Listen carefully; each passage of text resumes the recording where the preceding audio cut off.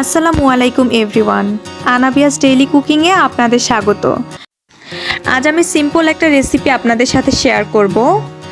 রেসিপিটা হচ্ছে ঢ্যাঁড়স ভাজি। তো চলুন আমরা রান্নায় চলে যাই।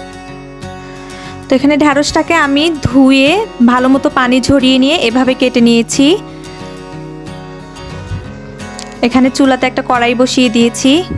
কড়াইটা গরম হয়ে গেলে এর মধ্যে পেঁয়াজ কুচি, রসুন কুচি, মরিচ ফালি দিয়ে দিলাম। সয়াবিন তেল অ্যাড করে দিলাম। আগের কিছুটা তেল ছিল সেটাও আমি এখানে অ্যাড করে দিলাম। দিয়ে এটাকে ভালোভাবে নেড়ে দিচ্ছি। তো পেঁয়াজটা যখন লাল লাল হয়ে যাবে তখন আমি এর মধ্যে সেই ঢ্যাঁড়সগুলোকে দিয়ে দিচ্ছি। দিয়ে আবার ভালোভাবে মিশিয়ে দিচ্ছি।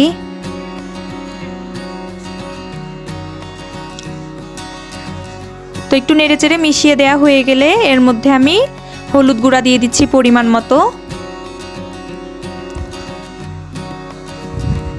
জিরার গুঁড়া দিয়ে দিচ্ছি, লবণ দিয়ে দিলাম। এখন এগুলোকে আবার ভালোভাবে নেড়েচেড়ে দিতে হবে।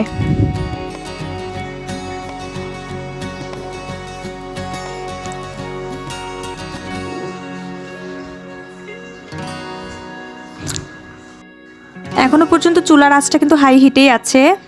এটাকে নেড়েচেড়ে দিয়ে এখন আমি এটার মধ্যে ঢাকনা দিয়ে দিলাম। ঢাকনা দিয়ে এখন চুলার আঁচটা মিডিয়ামে দিয়ে দিয়েছি। এখন ঢাকনা উঠিয়ে নেড়ে দিচ্ছি। তো পুরো রান্নাটা কিন্তু মিডিয়াম হিটেই হবে, কোনোভাবেই হিটটা বাড়ানো যাবে না। আবারও ঢাকনা দিয়ে দিলাম।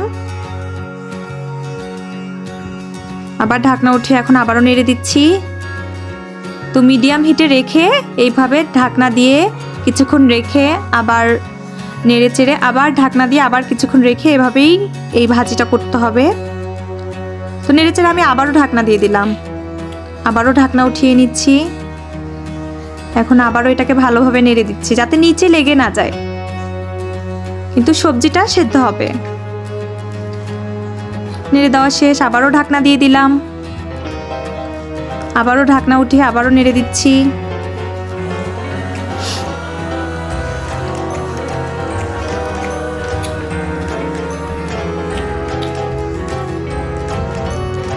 তা আবারও আমি ঢাকনা দিয়ে দিচ্ছি। আবারও ঢাকনা উঠিয়ে নেড়ে দিচ্ছি।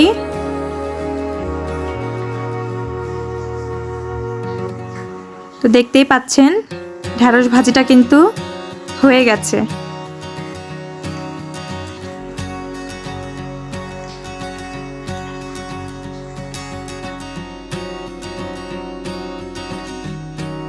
আজকের এই সিম্পল ঢ্যাঁড়স ভাজিটা কার কাছে কেমন লাগলো অবশ্যই আমাকে কমেন্টসে জানাবেন। আমার চ্যানেলে লাইক এবং সাবস্ক্রাইব করে আমার সাথেই থাকবেন। ধন্যবাদ।